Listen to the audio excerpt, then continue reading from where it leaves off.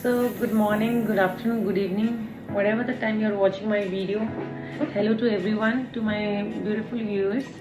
Today, I'm going to tell you about something which is very important and very prevalent in our society. So, something which is occurring in an old age. So, what it is about Parkinson and Alzheimer disease.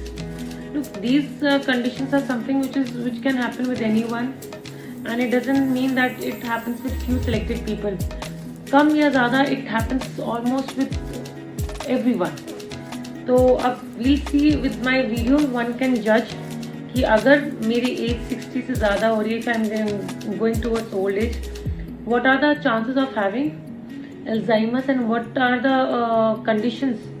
How can I detect Alzheimer or Parkinson disease, or what are the symptoms that should be triggering my brain so that I can get a consultation as soon as possible. So first I'll start with Alzheimer.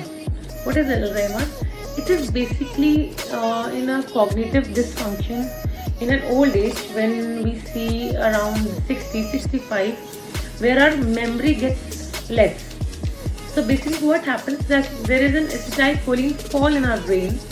So that is why which is hampering our memory loss, but we have a full good consciousness protected. तो हमारा consciousness नहीं जाता, but yes, our what do you call, our cognitive functions, our day-to-day activities get hampered a little. So what happened in this particular thing? Actually, I'm going to tell you a little bit about its, the science behind it.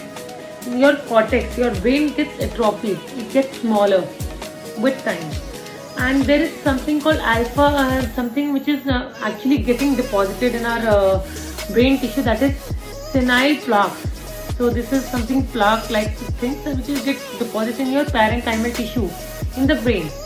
Secondly, something which is called neurofibrillary tangles, which is also called tau protein. So these are hyperphosphorylated protein, which again diminishes your, it takes you towards more dementia side, where you keep things and forget where are those kept. If you keep something and you forget where I've kept it yesterday, you forgot the names sometimes, and even more you don't even remember where was your house on a severe cases.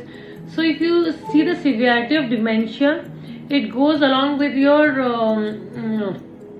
this tau protein, which is a hyperphosphorylated protein. So the protein is more, then there is more severity of dementia.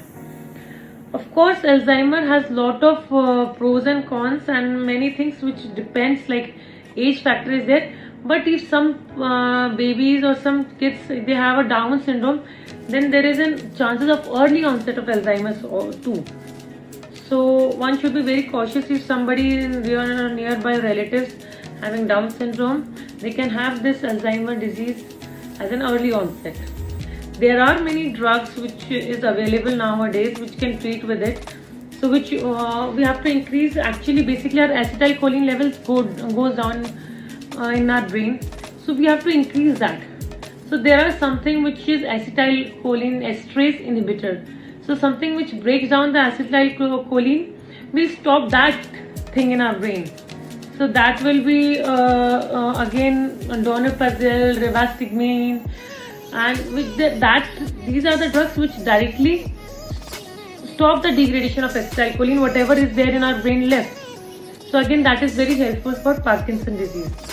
So acetylcholine levels get more, but there are few side effects with these drugs. These can be lot of sedation, hallucination, and all kind of dreams, vivid dreams. So if you take it, if somebody prescribes these drugs, always ask about the side effects with it. There is also memantine, which is again associated with NMDA receptors antagonist, so that will block the calcium channel, and there is more availability of neurotransmitters. So these things again will cause hallucination, insomnia, and lot of anxiety kind of things. So keep a check on, if you are having these drugs, keep a check on the side effects. Now I'm going to talk about Parkinson disease. How is it different from Alzheimer's? Different from Parkinson. Parkinson has dopamine level very low and acetylcholine levels very high. whereas Alzheimer was acetylcholine levels very low. So this was something which is telling about the basics or the science which is involved in these both diseases, and it is very common. I mean, if somebody detects it, it is very less harmful to the patient. But if somebody ignores these signs, then it can be devastating features. So what happens in Alzheimer? What happens in Parkinson? Parkinson people have a lot of the body becomes trapped. So this is TRAP. This is the symptoms which we usually refer for a Parkinson disease. So Parkinson disease have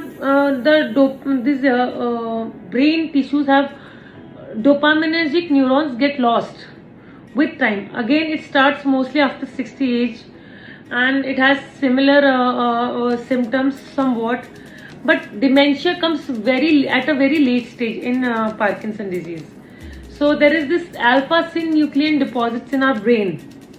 So this is something on a higher level which one should know what is happening to their brain if they are having Parkinson disease. So what is TRAP? How can we know about these symptoms of Parkinson? T stands for tremors. So you have this pill rolling tremors when you are resting, like this, not while moving. So you have these kind of tremors in your hand. Secondly, that rigidity. R stands for rigidity. TRAP. R for rigidity. There is cogwheel rigidity. Somewhat like this. So this is something which, if somebody is going to do something, so they have a very jerky and very stiff movement of a joint. So this can be a cogwheel rigidity. Akinesia. A stands for akinesia. That is slow movement, very shuffling gait. You are walking like you're about to fall. You're about to get imbalanced, and very small steps. So this is somewhat related to Parkinson. Then obviously if you have to do something, then again becomes your body becomes very if you are sitting, your body becomes unstable. So these are the features where you can see that Parkinson is coming. It's haunting your body. So just be aware of such symptoms if you are about to cross 60 or if you have crossed 60, because these are very minute features which you think that okay, I'm getting old so it doesn't matter, but it matters a lot because it can be reversible or it can be stopped. Sorry for that. And secondly, if you have if you want to take drugs for this, so you can take something which is increasing the dopamine level in our brain. So it can be levodopa, it can be levodopa plus carbidopa. Again, then there can be some MAO-B inhibitors which is acting directly to your brain. So there can be also tolcapone, entacapone. These drugs which will actually increase the dopamine and stop the degradation of dopamine in your body, in your mind. And what else? There is something which is also called some neurotransmitters. These are actually the neurotransmitters. So one needs to have more neurotransmitters in the brain. So it will inhibit the dopamine reuptake in the. So this is something on the synapse level, on the neuron level I'm talking about. So if you are having such symptoms, always check for the. Always consult your doctor, and before starting these medicines, always consult for the side effects, because there can be a serious side effect which you might lead to another way. If you have an increased acetylcholine, again it will go towards Parkinson, Alzheimer. If you are having Parkinson disease and you are taking treatment for that, it can go towards Alzheimer. So one should always see and check the balance between both of them. And if you are able to constantly in touch with your doctor, then be in touch.